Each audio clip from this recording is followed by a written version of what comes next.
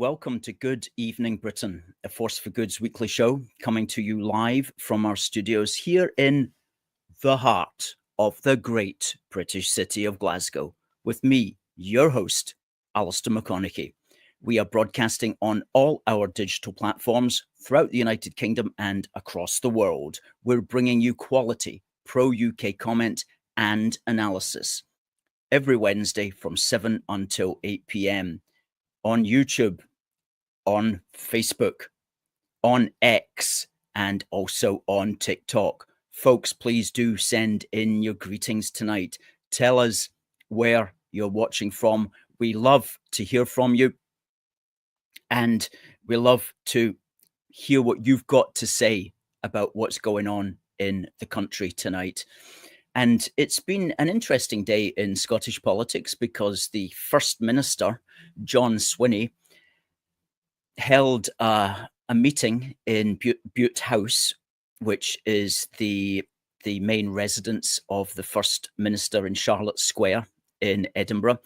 He convened, shall we say, a meeting of the media, and he announced that he was calling for a major summit towards the end of April. And this major summit would be chaired by him, no doubt, but it was to address the threat to Scotland's values represented by the up-and-coming party called Reform, which, if you believe some opinion polls, could get up to as many as 15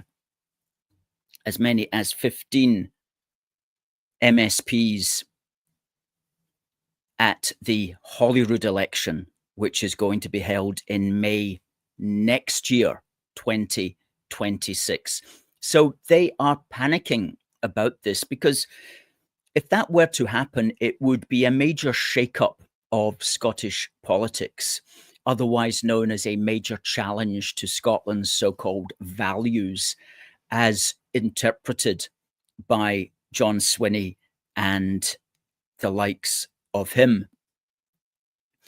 And so we're going to look at his speech, which was just a fairly short speech, but what was interesting were the questions, or rather the answers to the media questions, which lasted for 45 minutes, so an hour in all. And it said a lot about the nature of Scottish politics and the nature of where we are today. And we're going to be looking at that and considering what exactly it says and whether he's right to do what he's doing, whether it's a major misstep for him, and indeed what can be gained and what can we see as a consequence coming down the line. So, a lot to talk about regarding that. It's going to be a packed show, and looking forward to analysing all of that. And oh my goodness me, sitting listening to John Swinney for an hour. I do not know how the media do that, because they've got to do that all the time. And they've got to just sit there like good little boys and girls listening to John Swinney, who's got a particular way of talking to the media. And he speaks very deliberately, but when you listen, he says an awful lot of ums and ahs, and not a lot of you knows, a lot of saying the same word over and over and over again. But he finally gets to his point. But he's always tries to be very quiet, and then he does this kind of thing when he's thinking. It's like he's almost praying, just to show you what a considerate man that he is.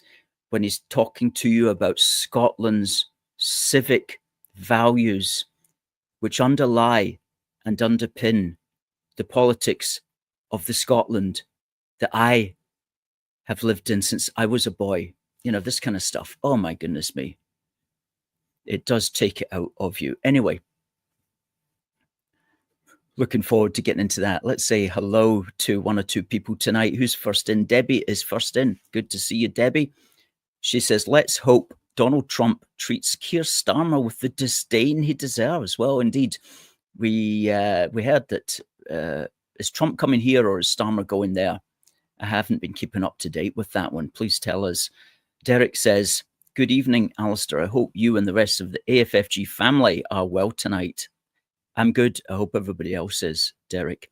It's time to get rid of the SNP for good. Let's keep Scotland British. Campaign starts today.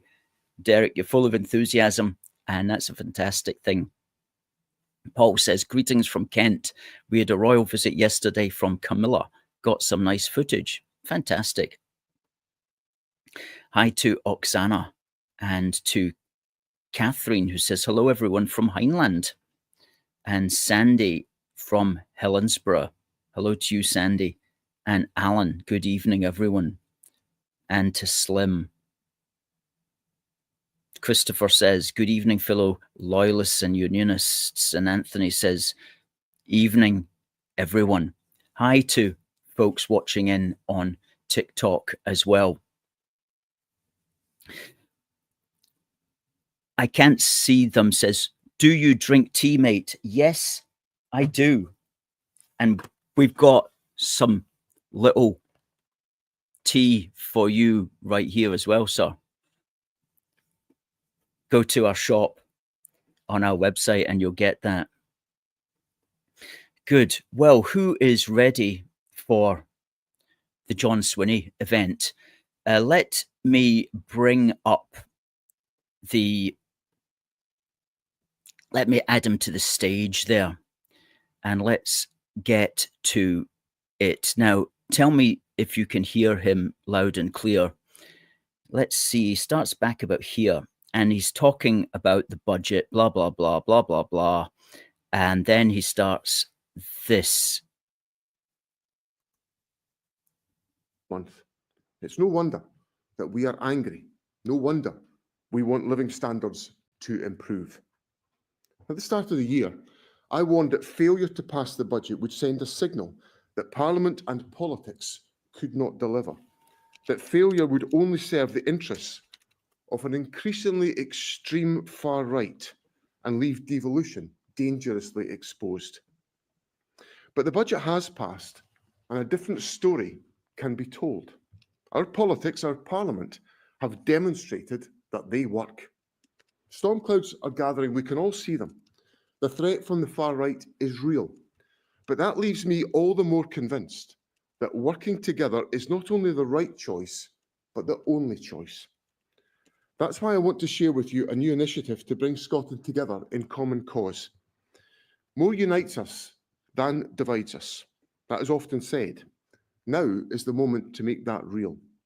By uniting behind shared values, shared standards of behaviour, and shared political norms, and unite against the rise of the far right.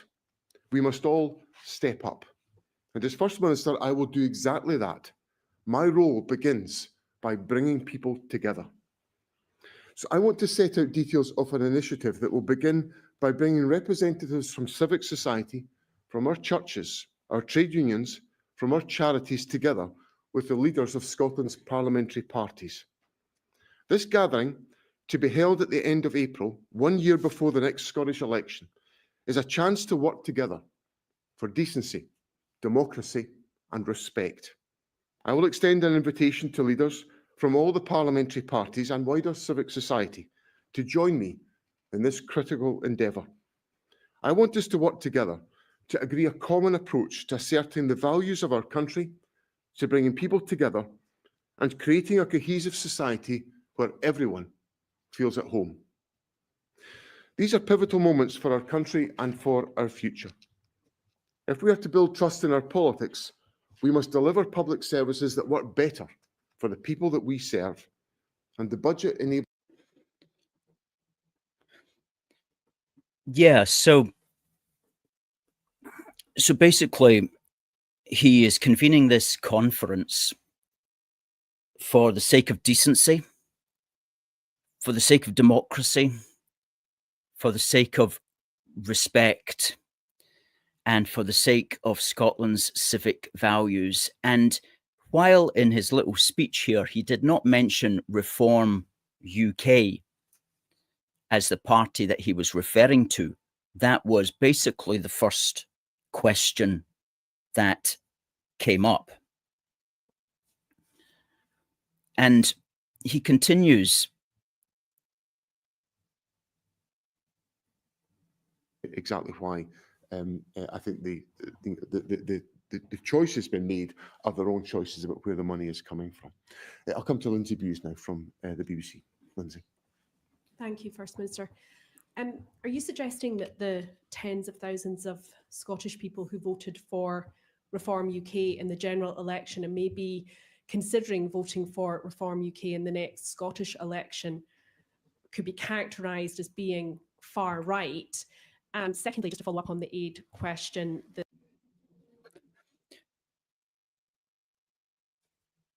So that was a very good point. That was a very good point about the tens of thousands of people who voted for reform. These are, of course, Scottish citizens. And is he characterising them as far right, which essentially is exactly what he's doing? Okay. And so let's just see how he gets out of that particular question. The cut to the aid budget. Are you concerned that other areas of public spending could be squeezed to pay for that increase in defence spending, as was suggested could be the case by the IFS? On your first point, Lindsay, I said in my comments that I accept and understand that people are angry. I don't in any way try to say that, that there isn't anger in our society. I think what worries me is that some of the response to that anger is to find attractiveness in the politics of Farage and the far right. And I think that's the wrong choice. And I'm simply making the point today that it's important that those of us who are repulsed by the politics of Farage and the far right come together to give the leadership and stress the importance of the values that we hold dear about our society, and to essentially create a political culture or reinforce a political culture about the fundamental importance of democratic, civic and inclusive values, which are at the heart of the Scotland we live in today, and which has been hard won over many, many years of collaboration involving many of the political parties that I have cited. So I think there's an opportunity for us to give vent to an alternative to the far right and to address the anger that people feel in our society. And I accept that responsibility on me as First Minister in leading the Scottish Government, that I've got to address that by the practical measures that I bring forward as First Minister. And well, aren't we so lucky to have somebody who's so concerned about our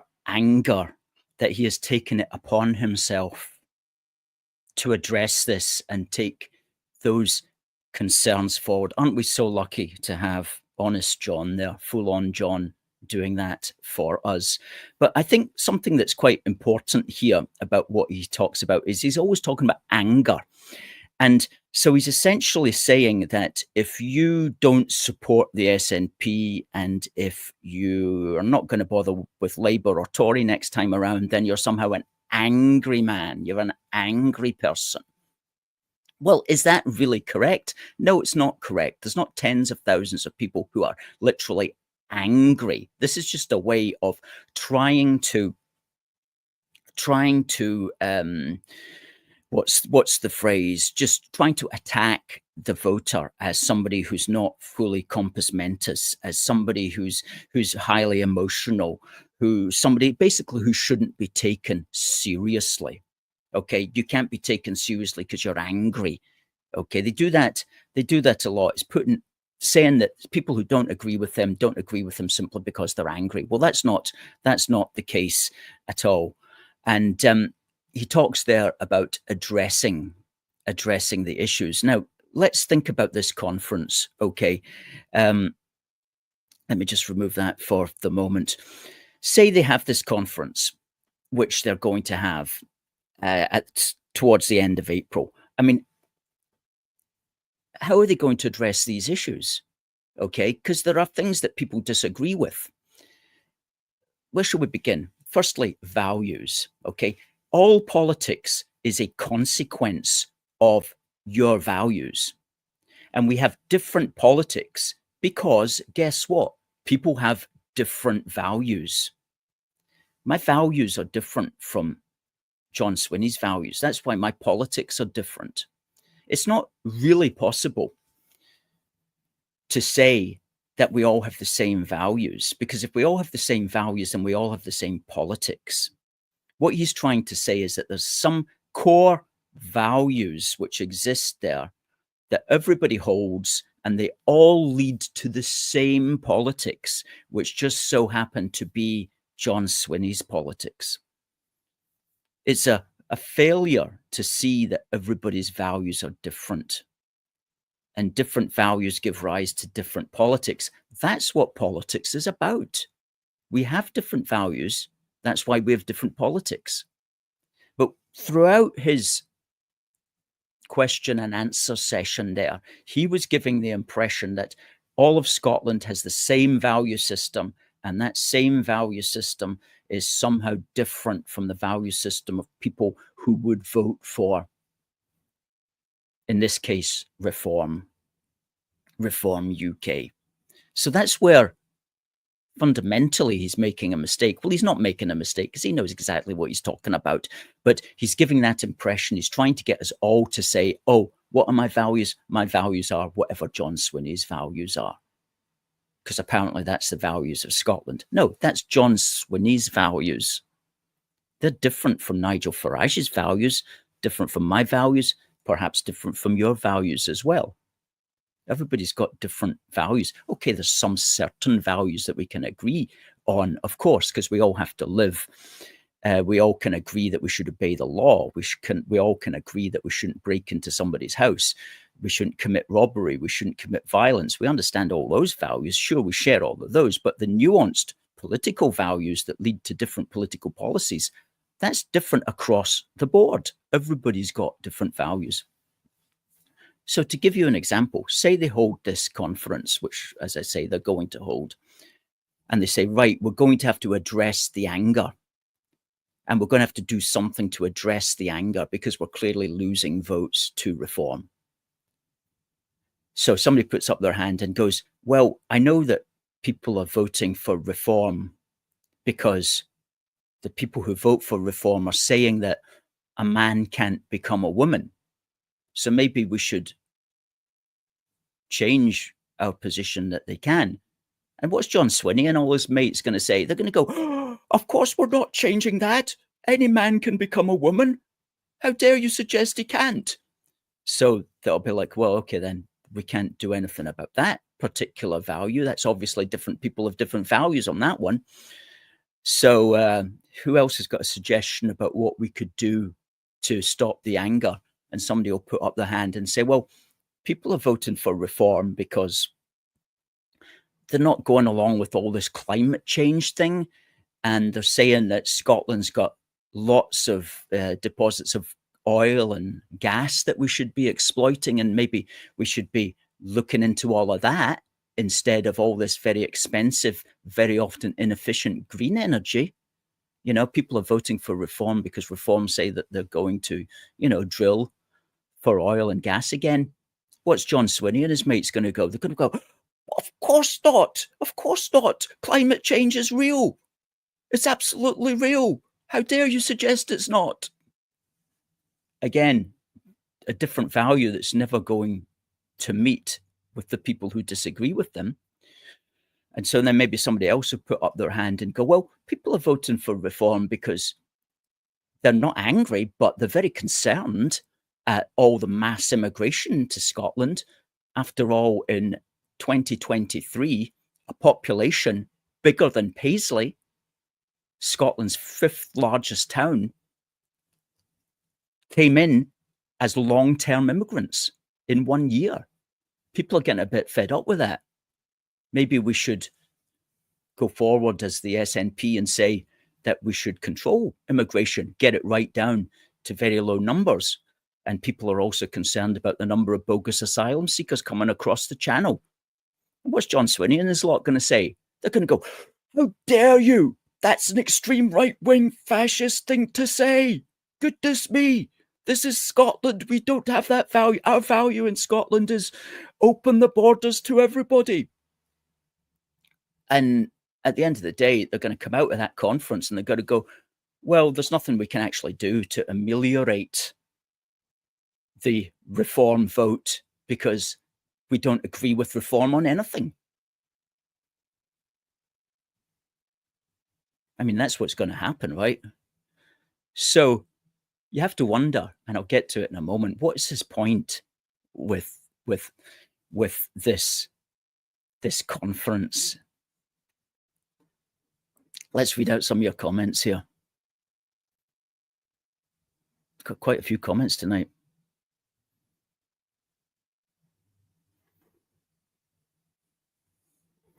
Paul says he's just trying to make people afraid and distract them from his own failure. Maureen says, hope it finishes him and his cohorts. Complete idiot, keeps digging himself into a hole. Doesn't he just?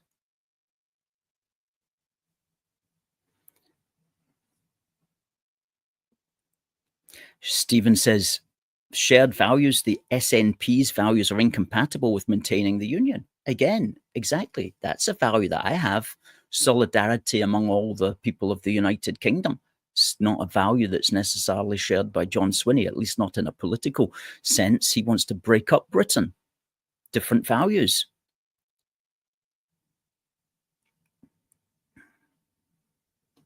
Oksana says he's insulting the people who voted reform, and it's a shame he doesn't look after Scottish people. Yes, Oksana, there was, I'll get to it in a moment. Swinney did talk about Farage being an ally of Trump and about how Farage and Trump were essentially supporting Russia. And I thought it was very strange because throughout the question and answer session, he's making a case about how we need increased defense spending in order to address the very real threat, apparently, to Scotland's borders from Vladimir Putin. And I've never heard an SNP person talking like that, really. I mean, the SNP, whatever you may think of the defense policy, never really pushes defense at all in a big way. And they kind of leave that to Westminster. But goodness me, you should have been hearing John Swinney. It was as if he was blooming thinking he was Winston Churchill in 1939 or something like that. It was absolutely absurd to hear it. And he did get called out by one or two journalists who said it's unusual to listen to an SNP First Minister talking about the importance of increasing defence spending. And I can only presume, as you say, Oksana, that it's just a roundabout way of having a go at Trump and more directly at Farage. Indeed, he has some nerve. Michael says, Reform UK is growing rapidly and is not far right. It is ridiculous to call parties you don't agree with far right. Duncan says, Swinney repulses me. Yes, because Swinney spoke about the people who were repulsed. He used that word repulsed by Farage. And Duncan says, I have no shared values with Swinney or the SNP.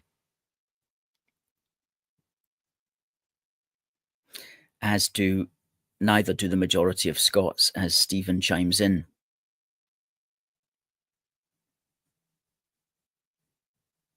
Sandy says, we are angry. It doesn't mean we are aggressive or mindlessly holding beliefs that are radical or that we would act mindlessly. Yes, that's, of course, true. It's controlled.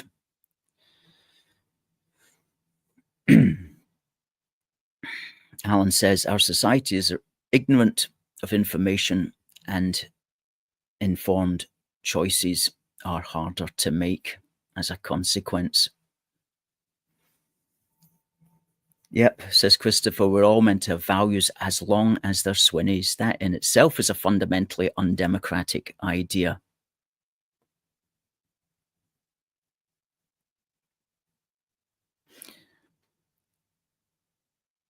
Paul says, why not address people he disagrees with by debating them? Why does he need a conference to decide that? Or is he planning some undemocratic measures? Well, that's an interesting point about the undemocratic measures.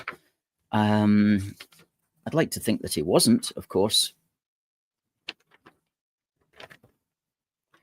Let's go back to what he's got to say here, and we'll go to, where are we? Let's go to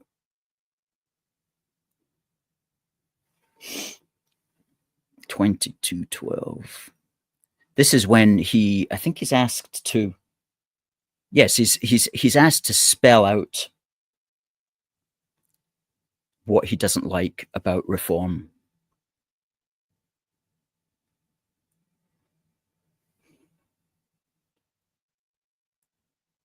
First, general point in your speech about the threat of the far right. Just for anyone who perhaps might be attracted by the message of reform in Scotland, could you spell out to them what exactly you think makes this party far right? And secondly, is the SNP traditionally has been a party that doesn't champion the idea of spending more on our military, spending more on defence. What is it about the current situation Europe faces that has led you to, as leader of the SNP, be saying it's time to spend more on defence? I think there's actually a link between the 2 points that you've put to me, David. One is the fact, and I think it's inherent in the nature of the threat that we face to our security. There is a very live and active threat to our security from the aggression of Russia. And I think Farage is, an accomplice to the Russian agenda, an apologist for the Russian agenda. So to anybody who in this country who thinks that Farage represents a means of protecting this country from the external threats that we face, I would say have a good close look at what Farage has been connected with and what his MPs are saying about the Russian threat and their trivialization of the Russian threat. So that is why I come to the conclusions that I come to, that we face a very real threat, that if we don't get it right by protecting Ukraine, by protecting the territorial integrity and independence and freedom of Ukraine, then I think we will rue the day. So that's why we have to take that position, and that's why I would say to people in Scotland, that's one of the reasons I would say to people in Scotland who might be attracted by the simplicity of the Farage message, that they should look very, very closely at the small print of what that involves. And the other... Aye, so as Oksana there was pointing out, basically he's using the Russian bear or the Russian scare as a way of trying to say to people in Scotland, don't vote for reform, vote for me, John Swinney, who defend our nation against Russian invasion, basically. And if you vote for reform, then if we're not careful, in 2027, we might all be speaking Russian. That's basically what he's trying to say there, is to get people against reform by using the Russian scare tactic. No other reason. It's not as if he suddenly realized it. It's not as if he woke up one morning and goes, goodness me, you know what, Scotland needs a massive defence industry in order to defend us against the forces of the former Warsaw Pact. No. That's just rhetoric, basically. But here he goes into why he doesn't like reform. The thing I would say is that it is crystal clear. Farage has been for years leading the argument which has been hostile to migration, and I think that it's based on a fundamentally racist view of the world. I reject that. I think migration is an advantage for Scotland. We have a reducing working age population. We need to attract more working age people to come to live and to work and to contribute in our country. And that's an economic necessity for us, and the Farages would essentially rail against that and undertake significant damage to our society if they were able to prevail. So it's for those reasons I take that view, David. Well, I'm glad that he went into that in some depth. I'm glad he went into that in some depth, and he really raised 3 reasons why he is against Farage and the Faragists, as he called them, a bit like the Putinists. And the 3 reasons are, and I transcribed this kind of guy I am, that the argument hostile to immigration is, quote, based on a fundamentally racist view of the world. So that's the first reason he is against reform, because he thinks just to even think about restricting immigration is racist. The second reason, he says, I think migration is an advantage for Scotland. We have a reducing working age population. We need to attract more working age people to come to live and to work and to contribute in our country. This is what we're calling the substitute immigration argument, or the replacement immigration argument. It says there's not enough conventional Scottish people being born, or in order to do the work that's needed, often to maybe even look after people at the older end of the spectrum. So there's the Scottish people, in his view, are not there, so they need to substitute those spaces with people from abroad. Substitute immigration. I came up with that phrase today. I think it's a good one. It's a little bit different from replacement immigration, because replacement is replacing something that's exactly similar, whereas substitute is putting something in where nothing existed before. So I'm going to start calling it Swinney's substitute immigration. And that's what he's about there. And I don't agree that any of that is necessary anyway. We wrote an article about 6 weeks ago called Swinney Betrays Scottish Students.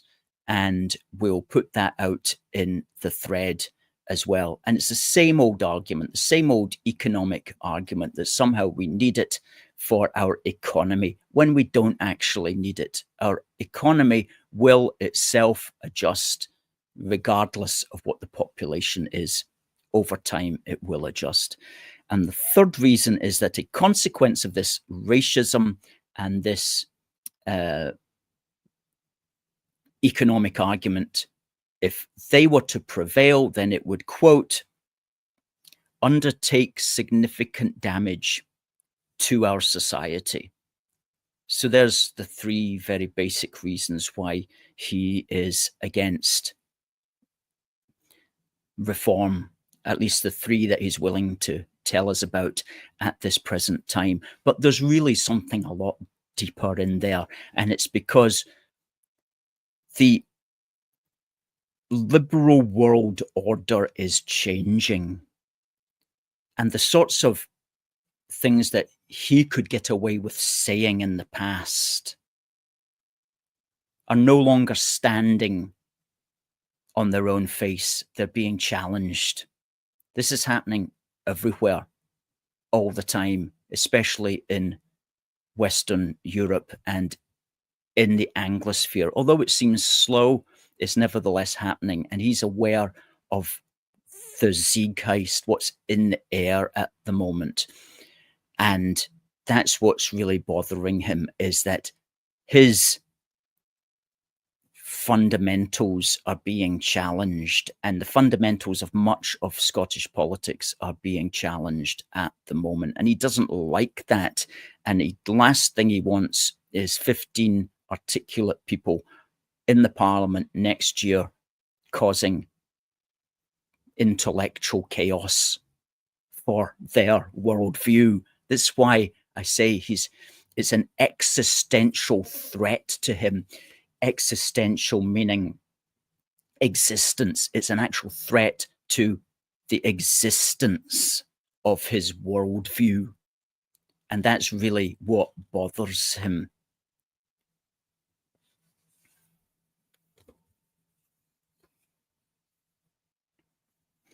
So he was asked whether or not he would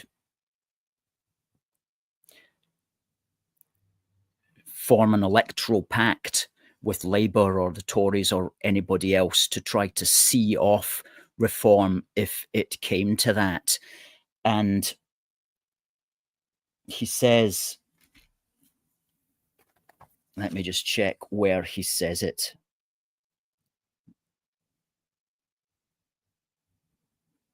For a dozen MSPs, perhaps 15 MSPs, they could be a force to be reckoned with in that next parliament. Could there be some kind of deal between yourself, Labour, other parties in order to lock out reform? I don't favour electoral pacts. What I favour is parties that share the same underpinning and underlying civic values working together to marginalise that far-right sentiment and to address the issues that might well fuel that sentiment. So the budget yesterday, to me, is the key to it. And this is where I regret the fact that we were not able to get the Labour Party into a position of voting for the budget. I think there was no good reason why they couldn't support the budget yesterday, because what we tried to do, and that's why we're. And he just continues to blether on there about the budget, but the example of the budget was an example, according to him, of parties working together, right? Well, who worked together to vote for the budget? It was the SNP, the Greens, and Alba who voted for it. Labour abstained. So how is that an example of working together cross-party, unless your only parties you're talking about are the Greens and Alba, who of course they want Scottish separation. They're more likely to vote for the SNP, aren't they? It's hardly an example. Oh, we got Alba, what's like one person, and the oddball Greens voted for us, and that's a great example of cross-party collaboration. Oh, but as for Labour, Lib Dems and the Tories, well, no, not so much. They didn't vote for us. So he's really just havering a lot of nonsense there, a lot of rhetoric, an absolute lot of rhetoric. But basically, to conclude, it's back to the threat to the values here towards the end of it. And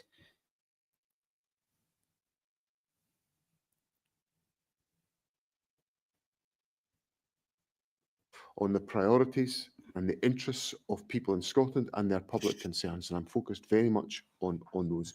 The budget, the programme for government does that. The budget is aligned with that into the bargain.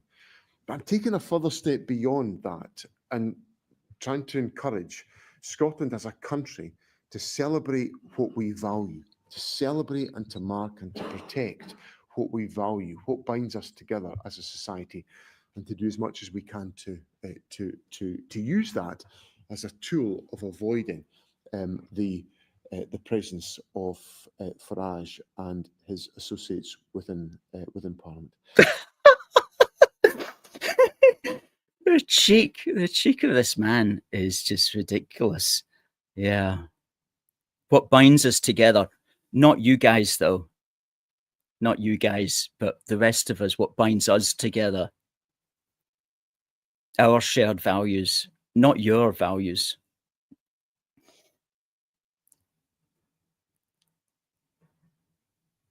And will, of course, express them.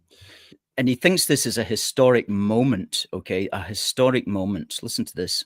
In relation to your second point, John, I think there's this is a moment that I think we've reached where I think some of the threats to some of the values that have underpinned so much, actually the entirety of my life, are now feeling less certain. That's just what I was saying.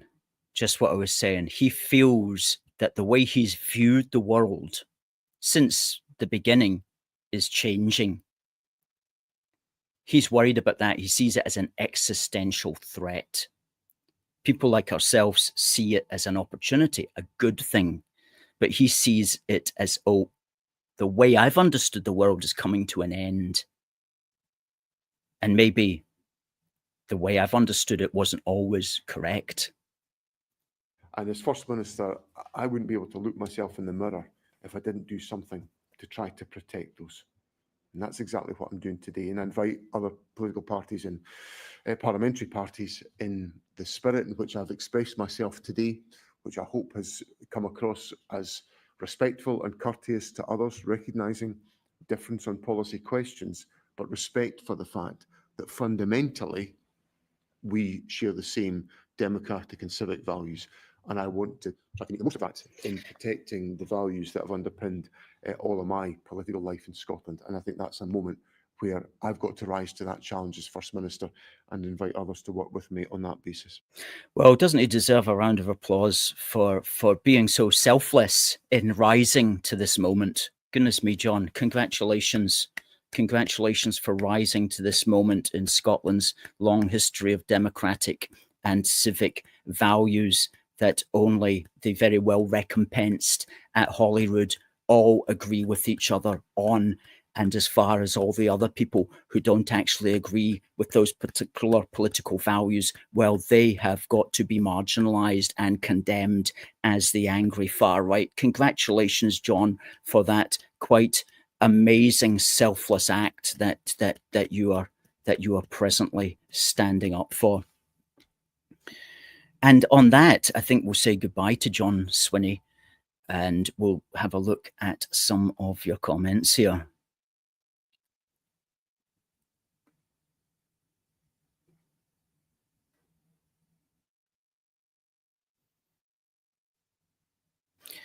Well, there's a lot of comments. Where can I begin here? I would say, Oksana says, mass immigration has destroyed English cities like Birmingham, Manchester and London are no longer England, at least up here. Scotland at the moment is still Scottish. Yes, to an extent anyway, although you could be forgiven sometimes for thinking it might not be. Certainly if you're on the bus into town, which I often refer to as the Mogadishu Express. Paul says, countries historically have followed two broad paths at different times, reform or revolution. Britain tends to reform things. Much of the rest of the world does indeed follow violent revolution.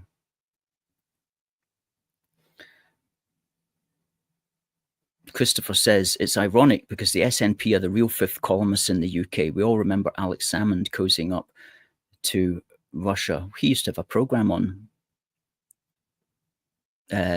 Russia Today, didn't he?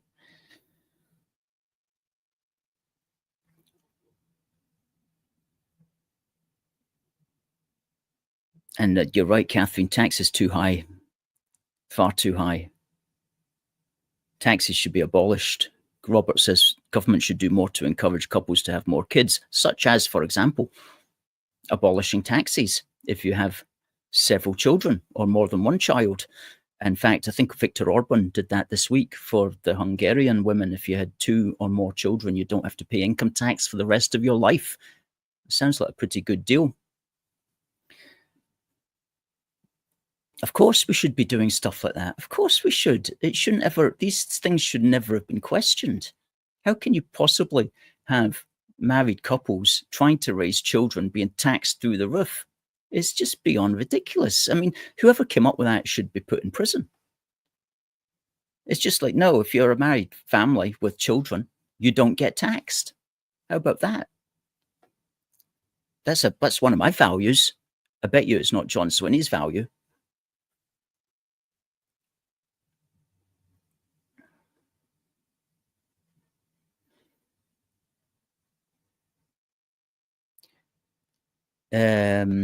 What does this button do? Says that the leftists are bigging up reform while ignoring the Tories by design.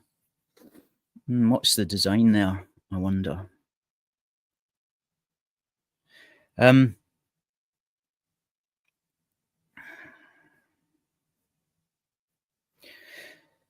Yes, as Chris says here, in the warped world of Honest John and his disciples, the definition of right-wing extremist has now been extended to include people who say men can't have babies. Yeah, yeah.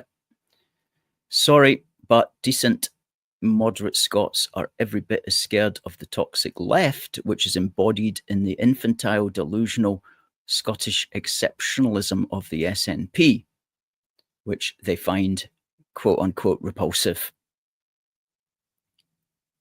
Good to see Preston Journalist in the house. Hope you're doing well, sir. We need to get you back on. Need to get you as a guest whenever we can.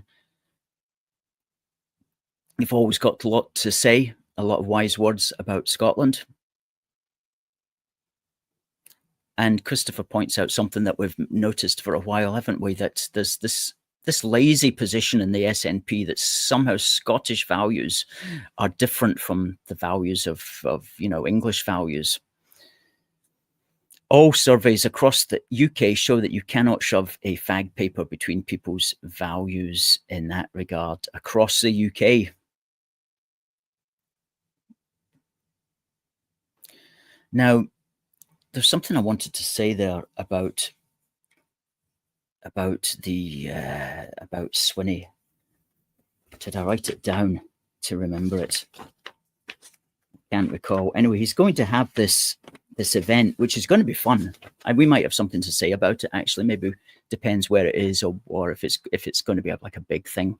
We could maybe get there, say hello, give them a taste of our values, 1 or 2 banners tastefully written regarding our values. That might be a fun option. See if MD wants to join us in that. That would be towards the end of April.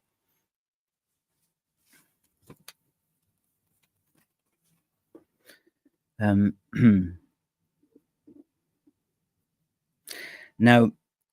I want to, Oksana there mentioned about parts of Birmingham not looking like England anymore. If you want to see something that doesn't look like England anymore, our TikTok recently has been going off the, what's the word? It's been going very well. And we put up a video this morning, and it's already had about 17,000 views, I think. And it is of a group of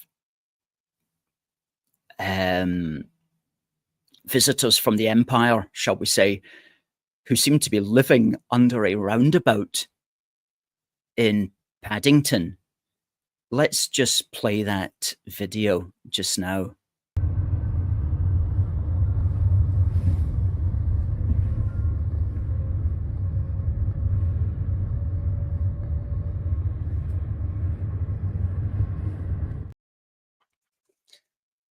Absolutely. Fire that one up again, just because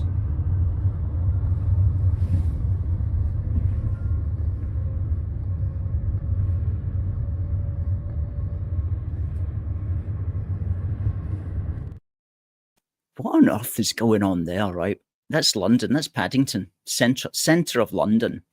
Every day, apparently that little group of people have been there for a few weeks, and complaints have been made and so on, but they haven't been moved on. No doubt there's nowhere to move them on to. And this is just emblematic of the problem in the United Kingdom and in some of these big cities. Now, I'm going to stick my neck out and say they're possibly failed asylum seekers, because if you don't get asylum, then you are required to leave. And what happens? Some people do leave. Others just shack up with their mates in the black economy. And others do that, live under a bridge. So what that actually shows you is that our enforcement regime for asylum is not fit for purpose. Because what should happen, as soon as you are found ineligible for asylum, you should be put in detention, or you could be electronically tagged so that you can be, so that your movement is controlled, and you should be sent back to the country from which you came. And I'm not talking in those cases from France, because they probably came from France. They need to be sent back to their original country, wherever that was. And there needs to be in place a system of detention and the diplomatic relations that enable those people to be sent back immediately. And there needs to be the planes that are available to take them back. And let's just say it's somewhere in the middle of Africa, and you don't want to be flying 1 or 2 out every day. You can just say, right, every month we're deporting 500 of you or whatever back to wherever it was that you came from. And that needs to be a properly organized system. I mean, goodness me, the people traffickers and the pirates and the lawyers in this country, they've got it all together. They've got it well organized. They've got their industry making money ferrying the boats over the channel, making money on the legal aid for all these people in this country. They've got their industry sorted out. Their industry dominates. I call it the invasion migration sector, or the invasion migration industry. They've got it together. How come we, with all the power of the British state, can't get our act together?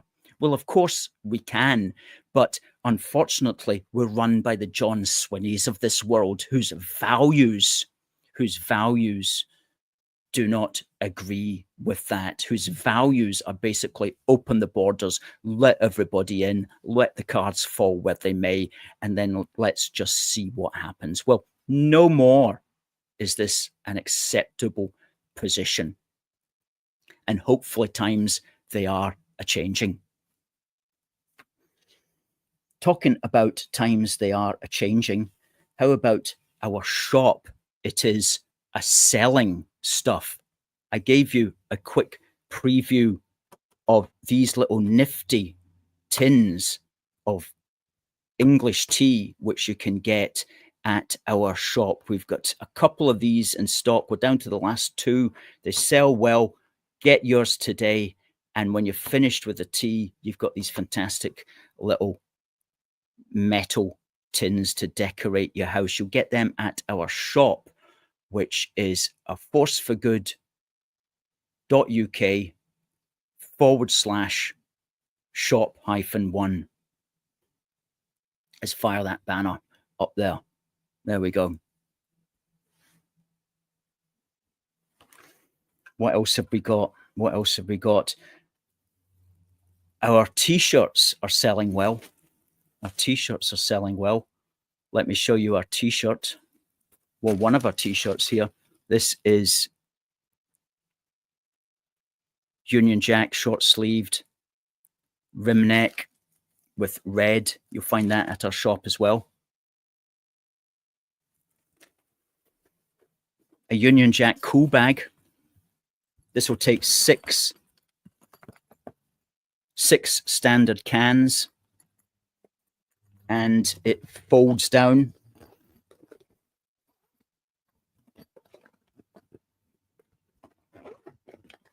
It's got 2 zips.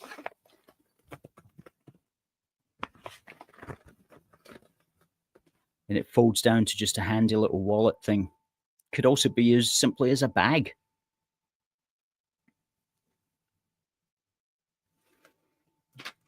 And we're down to our last tin of this Lancaster tea. Get all of these, folks, at our shop, forceforgood.uk/shop-1. And I'm pleased to say we sold a few items this week. Sold a few. It's been going very well. Now, another thing that we're doing, of course, is we're working on volume 2 of a big book for the union, and volume 2 is going to be about protecting our country, securing our borders. Now, if you want to get volume 1, a big book for the union, it's available at Amazon. Just go on to amazon.co.uk and search for One Big Country. And it'll be the first thing that comes up there. Let's see if we've got the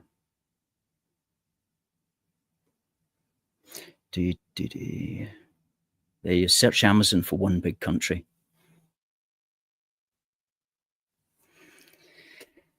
And I've been doing a lot of reading for that.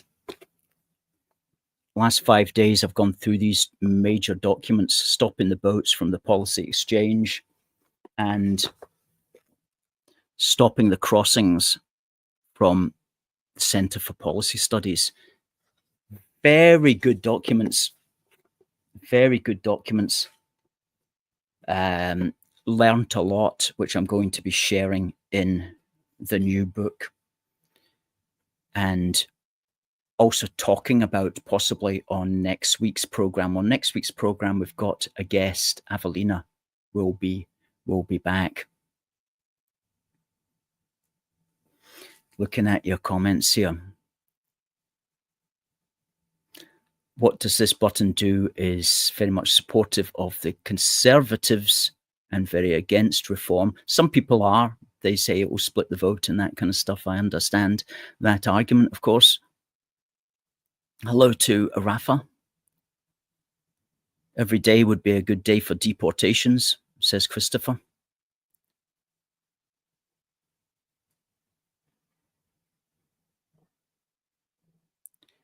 Rafa says we could turn UK into the new Denmark, because apparently Denmark is saying that it's trying to cut right down, indeed ideally aim for zero asylum. And we could do the same thing. And in fact, it's this document which says it's not actually illegal to have no asylum. The important thing is that you simply don't return the person to the country that he or she may be in danger in.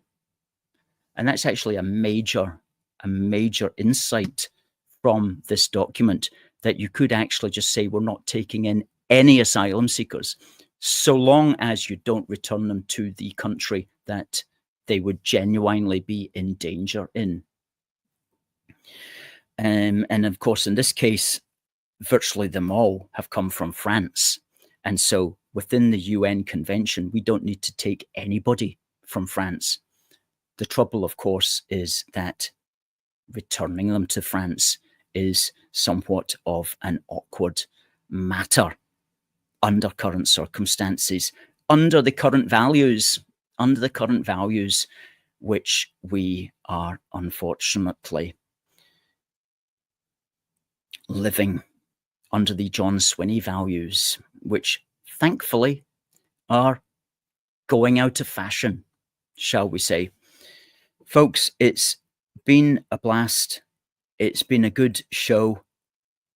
We'll cut some things from that. We'll put it on our TikTok, on our Twitter, on our YouTube, and on our Facebook. And please do give us a follow on all of those platforms. That's the way we get out. If you're on TikTok, give us a follow. We've been doing well this week on TikTok. Thousands of views. We put up one video a couple of days ago, has got 33,000 views now.